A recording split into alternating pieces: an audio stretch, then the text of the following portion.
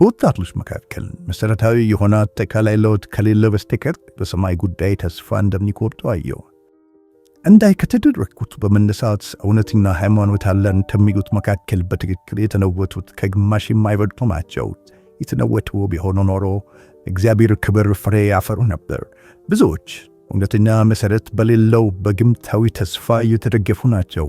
ምንጩ ንጹሕ ስላልሆነ ከምንጩ የሚፈሱ ጅረቶችም ያለቱ ናቸው። ምንጩን ካነጻችሁ ጅረቶቹም ይነጻሉ። ልባችሁ ትክክለኛ ከሆነ ቃላቶቻችሁ፣ አለባበሳችሁ፣ ድርጊታችሁም ትክክለኛ ይሆናል። እውነተኛ እግዚአብሔርን መምሰል በሰዎች ውስጥ ጠፍቷል። እድለሽ አሽዋፊና የጸሎት ሕይወት የሌለው ሰው ክርስቲያን ነው ብለን ከመቀበል የበለጠ የጌታን ክብር ዝቅ የሚያደርግ ሌላ ነገር የለም። ክርስቲያን ሥጋዊ ፍላጎቶችን ድል አድርጓል። በኃጢአት ለታመመችው ነፍስ ፈውስ አለ። ፈውሱም ኢየሱስ ነው። ክቡር አዳኝ፣ ጸጋው ለደካማው በቂ ነው። ብርቱም ቢሆን የእርሱ ጸጋ ከሌለው በስተቀር ይጠፋል። ይህ ጸጋ ከክርስቶስ ይገኛል። ወደ ክፍለ ሂድና ለብቻ ሆነ እግዚአብሔር ሆይ ለሰው ልብ ፍቀድልኝ፣ ትክክለኛውን መንፈስ በውስጥ ያድስ በማለት ጸልይ። ከልባችሁ ጸልዩ። ግለት ያለው ጸሎት ታላቅ ጠቀሜታ አለው። እንደ ያዕቆብ በጸሎት ታገን። አንባ ኢየሱስ በአትክልቱ ቦታ እንደ ደም ጠብታዎች ያሉ ነጠብጣቦች ታይተውበታል። ጥረት ማድረግ ያስፈልጋል። ከእግዚአብሔር ብርታት ማግኘት እስኪሰማ ድረስ ከክፍል አትውጣ። እንግዲህ ንቁ።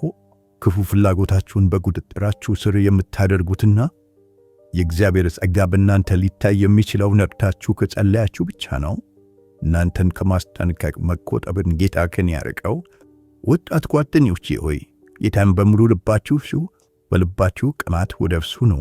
ያለ እግዚአብሔር እርዳታ እንደምትጠፉ ከልባችሁ ከተሰማችሁ፣ ዋላ ወደ ውሃ ምንጮች እንደምትናፍቅ እርሱን ከተጠማችሁ፣ ያኔ ጌታ በፍጥነት ያተነክራችኋል። ያኔ ሰላማችሁ ከማስተዋል ሁሉ ይበልጣል። ደህንነትን የምትጠብቁ ከሆነ መጸለይ ያለባችሁ ጊዜ ውሰዱ። በጸሎቶቻችሁ የምትጣደፉና ግድ የለሾች አትሁኑ። የመንፈስ ቅዱስ ፍሬ በእናንተ እንዲኖርና በዓለም ውስጥ እንደ መበለቶች እንድታበሩ እግዚአብሔር በእናንተ ውስጥ የተሟላ ለውጥም እንዲያደርግ ለምኑት። እግዚአብሔር ሥራ እንቅፋቶች ወይንም እርድማን አትሁኑ።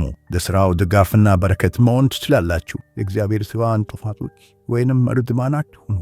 ለሥራው ድጋፍና በረከት መሆን ትችላላችሁ። ደህንነትም በሙላትና በነጻ መደሰት እንደማትችሉ ሰይጣን ይነግራችኋል። ከሆነም አትመኑት።